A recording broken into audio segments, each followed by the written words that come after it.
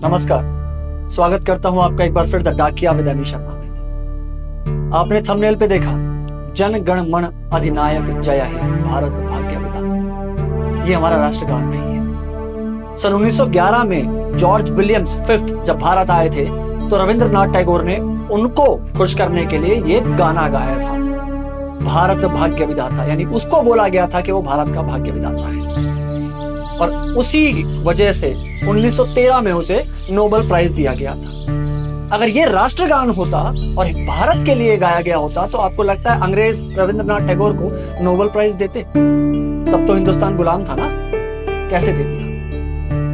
और शर्म आती है मेरे को खुद पे भी कि मेरे को बचपन से गलत सिखाया गया, मेरे इतिहास से छेड़छाड़ की गई। मुझे गलत सिखाया गया कि हमारा राष्ट्रगान है, मुझे गलत बोला गया सुबह स्कूल में कि इसको उठते ही हमारे स्कूल में प्रेयर बनाई गई। इसको हमारे फौजी हमारे तिरंगे को देख के सल्यूट करते हैं, पर ये गाना गाते हैं, राष्ट्रगान नहीं है।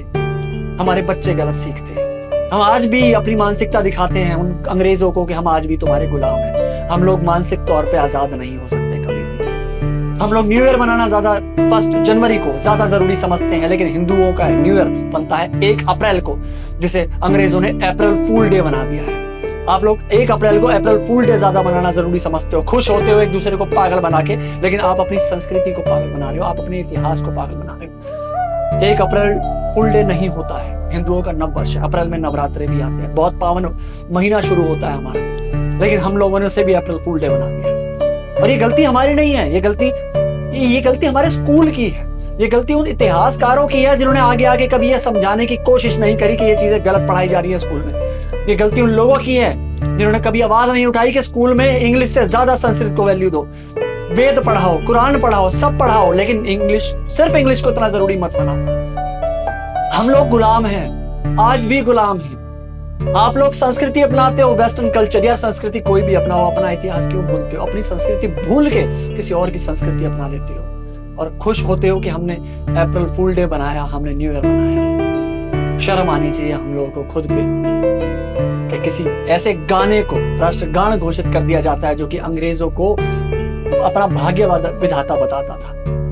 शर्म आनी चाहिए हम लोगों को। जब 1950 में इसे राष्ट्रगान घोषित किया गया तो ये कांग्रेस की जिम्मेदारी थी। ये कांग्रेस ने ये रचना जो रची, ये सब कांग्रेस ने रची, क्योंकि कांग्रेस आजादी से पहले भी थी। और कांग्रेस और ये रविंद्रनाथ टैगोर जैसे लोग जो अंग्रेजों की चाटते थे, उनको नोबेल प्राइज मिला, उनको आगे बढ़ने का मौका मिला। और बहुत से और भी ऐसे राजघराने हैं जो कि अंग्रेजों की चाट कर आज तक भी अमीर हैं।